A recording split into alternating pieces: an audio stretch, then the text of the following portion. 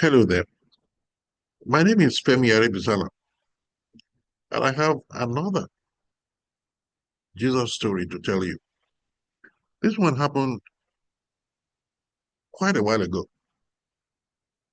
at the time when the capital of Nigeria was still in Lagos. Um, I had a problem with beggars. I didn't like them. I felt they were such a nuisance. You would be in your car and they would start harassing you, especially when they're just little children.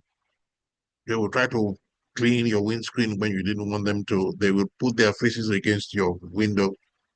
And I tried as much as possible to avoid them, but sometimes it's not easy, especially if you are caught in a traffic light.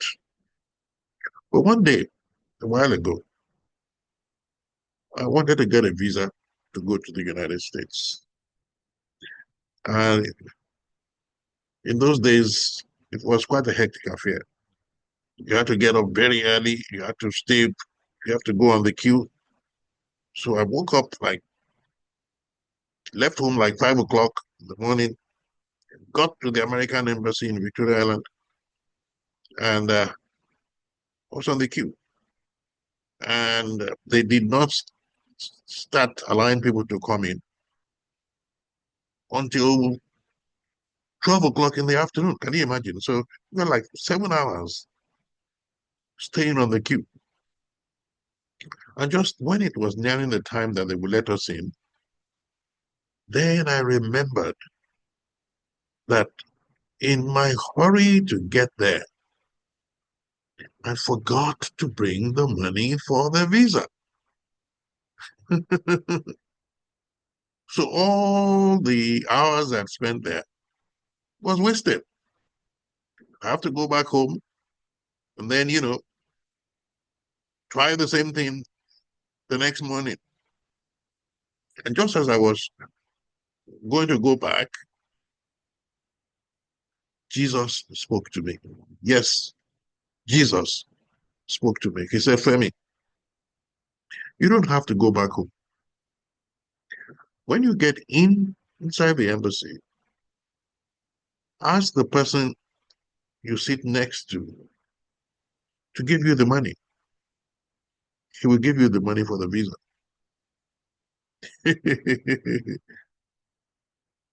I then had to decide whether I would really go inside and ask somebody that I didn't know, give him money for the visa. Money for the visa is not a small amount of money. It's not like you're asking somebody for just small change. Or whether I would go back home. Well, in the end, I decided, okay, I will go in and see what happens. And so when it was time, I was allowed to go in. I went in and sat down next to one chap. And immediately I sat next to him.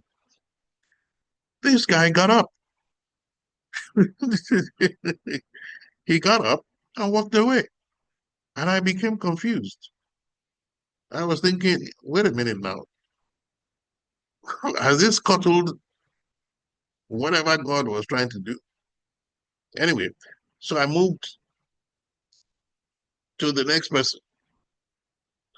And then I started rehearsing in my mind, how am I going to ask this man who I didn't know from Adam to give me money for my visa? You know, what am I going to tell him? He's going to think, yeah, you're trying to pull a fast one, a 419 man, etc. And as I was debating all this in my mind, ah, there was a flash of light. And suddenly I realized something. God had turned me into a beggar. I never liked beggars. I was contemptuous of them.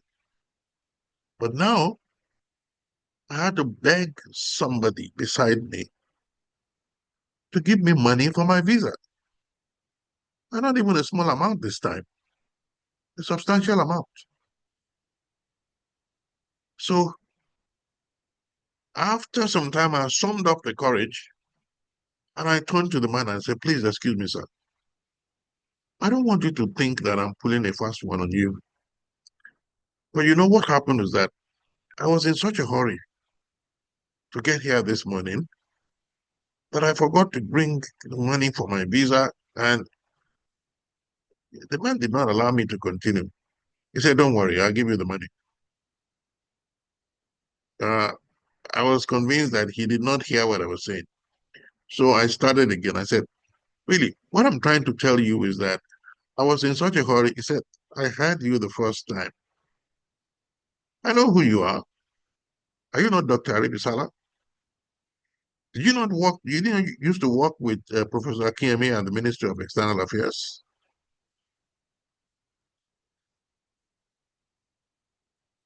This man that I didn't know from Adam gave me the money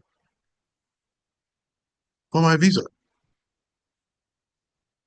And I have to change my mind about beggars because there, but for the grace of God, I could easily have been a beggar myself. But you know what you can also take from this is the fact that the Jesus that you hear people talking about is real. He made a man give me money for my visa. Do you know that you can invite the same Jesus into your life today just by the asking? Just say a short prayer. Ask him to come into your life. Tell him to be your Lord and Savior. And that's it. You've got a friend for life. Do it now. Thank you for listening to my story, and God bless you.